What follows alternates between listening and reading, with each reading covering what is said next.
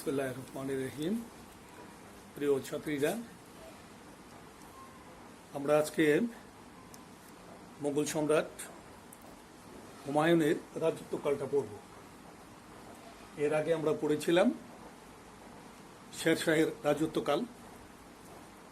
তো সেই সময়ে হুমায়ুনের সময়কাল যা ছিল সেটা এবং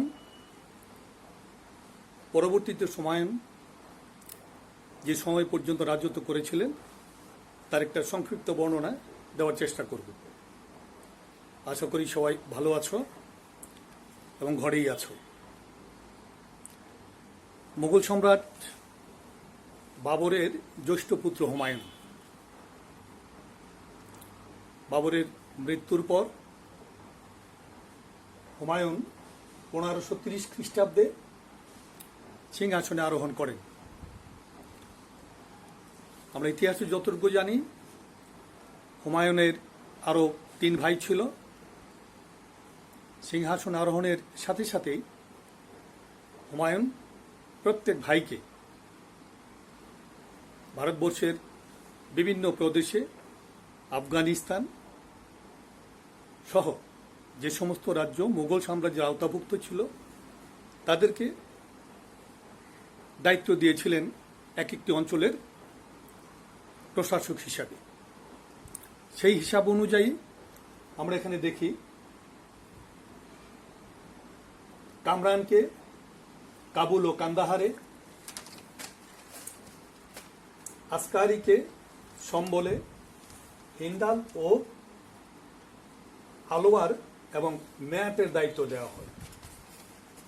এই 3 ভাইকে 3টি অঞ্চলের দায়িত্ব দিয়ে হুমায়ুন দিল্লির সিংহাসনে আরোহণ করেন।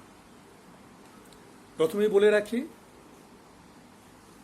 হুমায়ুনের রাজত্বকালটা ভারতবর্ষে একটি পলাতক রাজনীতির অংশ।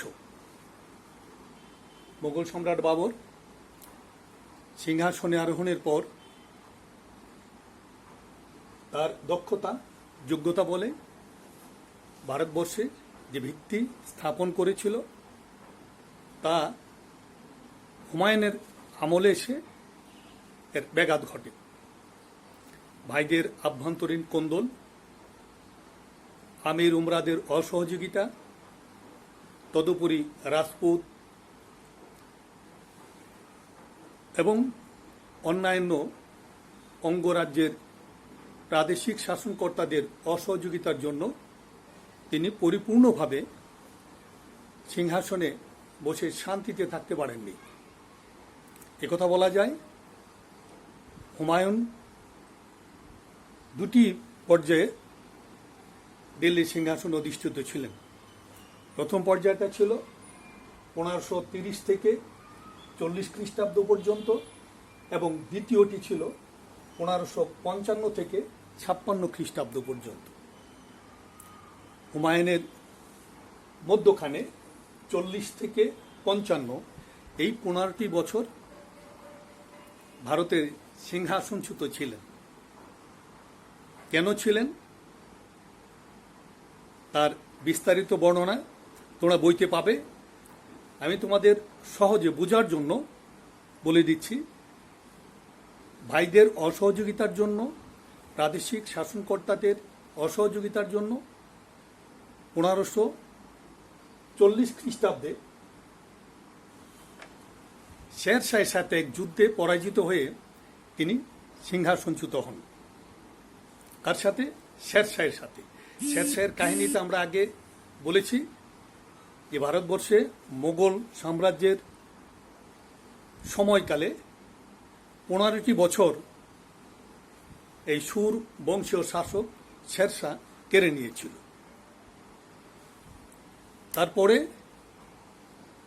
হুমায়ুন দিল্লির সিংহাসন অধিষ্ঠিত হয়ে যে সমস্ত সমস্যায় পড়েছিল তার মধ্যে ছিল আফগান বাহিনী বা আফগান অঞ্চলের শাসকরা একটা সময় দিল্লির সিংহাসন অধিষ্ঠিত ছিলেন। আমরা ইব্রাহিম লোদির নাম জানি এবং বাহাদুর শাহ তারা কখনোই মোগলদের অধীনতা স্বীকার করে নেননি। তারপরেও চাপে, দক্ষতা, বুদ্ধিমত্তায় পরাজিত হয়ে তারা বারবার মোগলদের অধীনেই শাসনকার্য পরিচালনা করেছিলেন।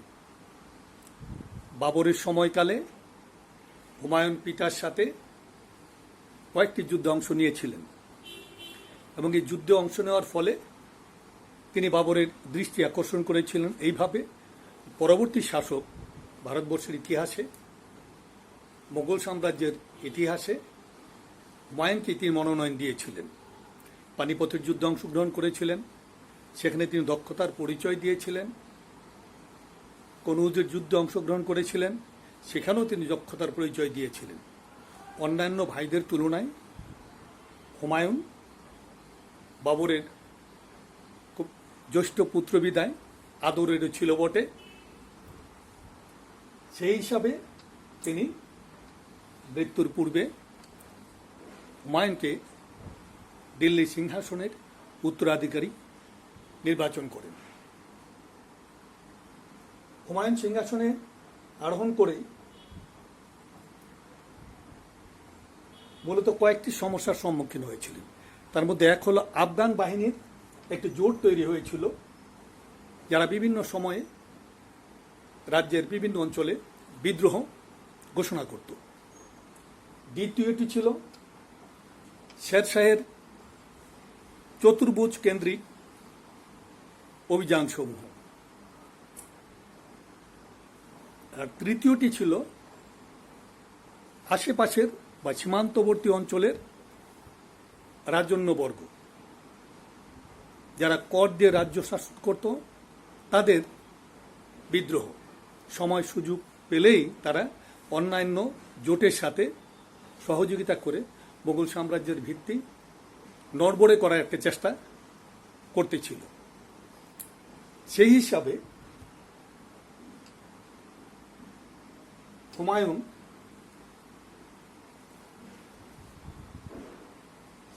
পাঁচটি ধাপে এই সকল সমস্যাবলী সমাধানের জন্য চেষ্টা করেছিলেন। যদিও তার সকল চেষ্টা সফল হয়নি, কিছু সফল হয় আর কিছু ব্যর্থতায় পর্যবসিত হয়। এরপরেও আমরা বলবো হুমায়ুন 1532 খ্রিস্টাব্দে ঐক্য জোটকে দমন করেছিল।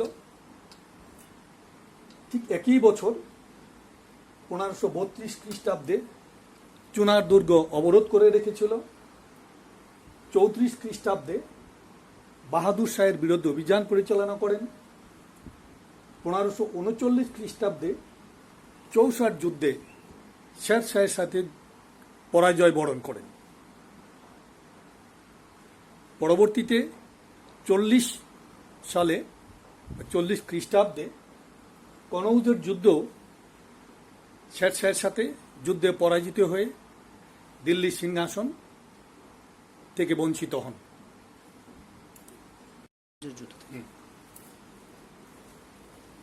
হুমায়ুন 1540 সালে কনৌজের যুদ্ধে পরাজিত হয়ে ভাইদের সাহায্য সহযোগিতা চেয়েছিলেন, কিন্তু পাননি। কোনো ভাই তাকে সহযোগিতা করেন নাই, করার চেষ্টাও করেন। উপরন্তু তাকে বন্দী করার একটা পরিকল্পনা তাদের মধ্যে ছিল। যে করেই হোক হুমায়ুনকে বন্দী করতে পারলে পরবর্তী দিল্লি সিংহাসনে তাদের কেউ না কেউ একজন অধিষ্ঠিত হবে। এই ক্ষোভ, এই আকাঙ্ক্ষা তাদের মধ্যে প্রবল আকার ধারণ করেছিল। ইতিহাসে তার সাক্ষী। হুমায়ুন পরিশেষে স্ত্রী পুত্র রেখেই পারস্যে, আজকের আধুনিক ইরান যাকে বলি আমরা, পারস্যের রাজা তামসামসের অধীনে সাহায্য প্রার্থনা করেন। তিনি তাকে কিছু শর্ত সাপেক্ষে সাহায্য করার অঙ্গীকারও করেছিলেন। হুমায়ুনের সাথে শের শাহের চক্রাকারের যে যুদ্ধ, এটা আমরা গত ক্লাসে বলেছি। আর এই যুদ্ধের ফলেই হুমায়ুন ভারতবর্ষে তার শক্তিমত্তা অনেকটা কমে গিয়েছিল। বারবার পরাজিত হওয়ার ফলে সৈন্যবাহিনীর মধ্যেও জয়ের স্পৃহা কমে গিয়েছিল। ফলে পরবর্তীতে যুদ্ধে আসার যে উৎসাহ উদ্দীপনা এগুলো লোপ পেয়েছিল। হুমায়ুনের রাজত্বকালের সবচেয়ে বড় ট্র্যাজেডি হল দিল্লি সিংহাসনে মোগল সাম্রাজ্যের নামে মাত্র কয়েকজন শাসক ছিলেন। এরই মধ্যে 15টি বছর রাজত্ব করেছেন শেরশাহ। হুমায়ুন এই দীর্ঘ 15 বছর এই রাজ্য উদ্ধারের জন্য, দিল্লির সিংহাসন উদ্ধারের জন্য বিভিন্ন সময়ে বিভিন্ন জায়গায় সাহায্যের প্রার্থনা করেন এবং কেউ তাকে সহযোগিতার আশ্বাস দিয়ে পরবর্তীতে উদ্যোগ করে নেয়। কিন্তু একমাত্র পারস্য সুলতান তাকে কতিপয় শর্তের বিনিময়ে সাহায্য করার জন্য অঙ্গীকার করেন। হুমায়ুন সেই অনুযায়ী ভারতবর্ষের দিকে অগ্রসর হন এবং 1545 খ্রিস্টাব্দে পারস্য সৈন্যবাহিনীর সহযোগিতায় তিনি কাবুল ও কান্দাহার দখল করেন। 1540 থেকে 1545 এই 5টি বছর তার পারস্যে অবস্থান করে সৈন্যবাহিনী সংগ্রহ করে 45-এ তিনি কান্দাহার এবং কাবুল অধিকার করেন। কার কাছ থেকে? তার ভাই কান্দাহারের অধিপতি ছিলেন কামরান এবং কাবুলের অধিপতি ছিলেন কামরান। এই কামরানের কাছে তিনি সহযোগিতা চেয়ে না পাওয়াতে তার এই ক্ষোভটি বেশি ছিল এবং পারস্য সম্রাটের সাথে তার চুক্তি হয়েছিল যে যদি তিনি কাবুল ও কান্দাহার বা দিল্লি সিংহাসন অধিষ্ঠিত হন তাহলে এই কাবুল ও কান্দাহার তাকে ছেড়ে দিবেন। হুমায়ুন এই শর্তে রাজি হয়েই 1545 খ্রিস্টাব্দে কান্দাহার অভিযান করে জয়লাভ করেন এবং ঠিক একই সময়ে শেরশাহ মৃত্যুবরণ করেন। এই একই সময়ে 45-এই শেরশাহ মৃত্যুবরণ করার ফলে হুমায়ুনের পক্ষে ভারতবর্ষে অভিযান করা সহজ হয়ে যায়। তিনি 1555-তে লাহোর জয় করেন এবং এই যুদ্ধে সিকান্দার সুরকে পরাজিত করে দিল্লি ও আগ্রায় প্রবেশ করেন। কালের আবর্তে 1556 সালের 17 জানুয়ারি হুমায়ুনের মৃত্যুর 1 বছর আগে তিনি দিল্লি সিংহাসনে অধিষ্ঠিত হয়েছিলেন।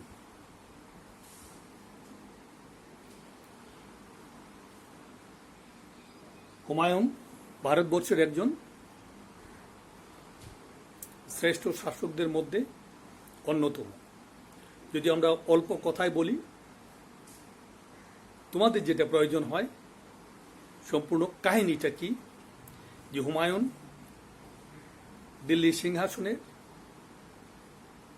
রাজত্বকালীন বা তার সময়কালে যে সমস্ত ঘটনাবলী ঘটেছিল এগুলোর বিস্তারিত বর্ণনা দিতে হয় না। তোমাদের শুধু অনুরূপ একটি গল্পের বর্ণনা দিতে হয়। যদি পড়ে থাকো তাহলে এই গল্পের সাথে তোমার প্রশ্নের কোনো মিল আছে কিনা। তো আমরা দেখি গল্পটা এইরূপ। যিনি প্রথমে পিতার মনোনয়ন পেয়ে ভারতবর্ষের সিংহাসনে আরোহণ করেন, পরবর্তী সময়ে ভাইদের সাম্রাজ্যের বিভিন্ন অঞ্চলে ভাগবাটোয়ারা দেওয়ার পরেও ভাইয়েরা তাকে সর্বাত্মক সহযোগিতা না করার ফলে অন্যান্য যারা ছিল দেশীয় বা বৈদেশিক শাসনকর্তা যারা ছিল তারাও তাকে সহযোগিতা করেন নাই। ফলে তিনি এই 1540 খ্রিস্টাব্দে পরপর দুটি যুদ্ধের পরে 39-40 যুদ্ধের পরে পরাজিত হয়ে দেশ ত্যাগ করেন। দীর্ঘ সময়ব্যাপী তিনি দেশের বাইরে ছিলেন, ভারতবর্ষের বাইরে ছিলেন, পারস্য অবস্থান করেছিলেন এবং পারস্য সম্রাটের বা পারস্য সুলতানের সহযোগিতায় তিনি পুনরায় ভারতবর্ষে আগমন করেন এবং দিল্লি সিংহাসনে অধিষ্ঠিত হন। এই দীর্ঘ সময়টা 15টি বছর তিনি শাসন ক্ষমতার বাইরে থেকেও শক্তিমত্তা বলি, মনোবল বলি, যাই বলি না কেন, ধৈর্য বলি, এর পরীক্ষায় উত্তীর্ণ হয়ে 1555 খ্রিস্টাব্দে তিনি পুনরায় দিল্লি সিংহাসনে অধিষ্ঠিত হয়েছিলেন। নির্মম পরিহাস, যে রাজ্যের জন্য তিনি এত বছর যুদ্ধ করেছিলেন, এতটা সময় অতিক্রম করে সুখের মুখ দেখেছিলেন, তা মাত্র 1 বছরও তার ভাগ্যে জুটেনি। এই 1556 খ্রিস্টাব্দের 17 জানুয়ারি বিকালবেলা লাইব্রেরি সিঁড়ি থেকে পড়ে গিয়ে তিনি মৃত্যুবরণ করেন। লাইব্রেরিটি কোথায়? দিল্লিতে। কোনো এক সময় যদি আমাদের সময় সুযোগ হয় তাহলে হুমায়ুনের স্থাপত্যের যে বৈশিষ্ট্যগুলো, স্থাপত্যের তার সময়কালে যে সমস্ত স্থাপত্য ভারতবর্ষে স্থাপিত হয়েছিল বা তার পরবর্তী সময় যেগুলো হয়েছিল তার একটি চিত্র দেখানোর চেষ্টা করব। আশা করি তোমাদের হুমায়ুনের রাজত্বকাল সম্পর্কে যদি কোনো ছোট বড় প্রশ্ন থেকে থাকে তাহলে আমাকে ফোন করবে। আর এই লেখার মধ্যে আমি হুমায়ুনের রাজত্বকালের সংক্ষিপ্ত একটা বিবরণ দেওয়ার চেষ্টা করেছি। আর নিচে কিছু শব্দ দেওয়া আছে যেগুলো তোমাদের সংক্ষিপ্ত প্রশ্নের জন্য প্রয়োজন হয়। এর আগেও আমি শের শাহের জন্য কিছু দিয়েছিলাম এবং এবারও হুমায়ুনের জন্য সময়কালের জন্য যে সমস্ত শব্দগুলো তোমাদের প্রয়োজন হতে পারে সংক্ষিপ্ত প্রশ্নের জন্য সেগুলো পেয়ে যাবে। আশা করি সবাই ভালো থাকবে, ভালো থেকো, ঘরে থাকবে। আগামীতে আবার আমরা দেখা হবে। যদি কারো কোনো ধরনের প্রশ্ন সমস্যা থেকে থাকে তাহলে আমাকে ফোন করে বলবে, জানাবে, আমি তোমাদের প্রশ্নের উত্তরটা দেওয়ার চেষ্টা করব। ধন্যবাদ সবাইকে। আসসালামু আলাইকুম ওয়া রাহমাতুল্লাহি ওয়া বারাকাতুহু।